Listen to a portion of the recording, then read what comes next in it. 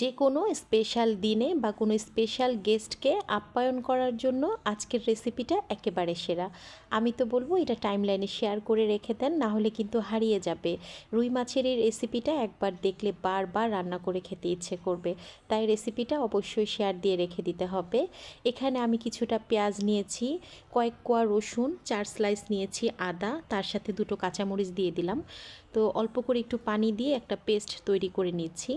তো এই পাশে হচ্ছে আমি 5 পিসের মতো রুই মাছ নিয়েছি। এখানে একটু হলুদ আর লবণ দিয়ে কিছু সময় মাখিয়ে রেখেছিলাম। তো মাছগুলোকে লাল লাল করে ভেজে নিচ্ছি। তো মাছগুলো ভাজা হতে হতে আমি হচ্ছে ওই পাশ থেকে কিন্তু মশলাটাও বেটে রেডি করে নিয়েছি। আমার কাছে না ব্লান্ডারের চাইতে বাটা মশলায় রান্না করতে খুব বেশি ভালো লাগে। মানে যাদের পাটাপুতার সাথে ভালো একটা সম্পর্ক আছে তারা জানে যে পাটাপুতায় বেটে নেওয়া মাছ, মানে সরি, যে কোনো মশলা দিয়ে রান্না করা মাছ মাংস খেতে খুবই মজার হয়। তো একই তেলে আমি হচ্ছে পেঁয়াজ কুচি দিয়ে দিলাম হাফ কাপ, তার সাথে একটা শুকনা মরিচ আর একটু গরম মশলা দিয়ে নিয়েছি। তো পেঁয়াজটাকে এরকম ব্রাউন কালার করে ভেজে নিয়েছি। ব্রাউন কালার করে ভেজে নিলে হয় কি, ভালো একটা ফ্লেভার তো আসেই, আর তরকারির কালারটাও ভালো আসে, আবার খেতেও ভালো লাগে। তো পেস্ট করে রাখা মশলাটা দিয়ে দিলাম, স্বাদ মতো দিয়েছি লবণ, 1 টেবিল চামচ ধনিয়ার গুঁড়ো, 1 টেবিল চামচ হচ্ছে জিরার গুঁড়ো, আর হাফ টেবিল চামচ দিয়েছি লাল মরিচের গুঁড়ো।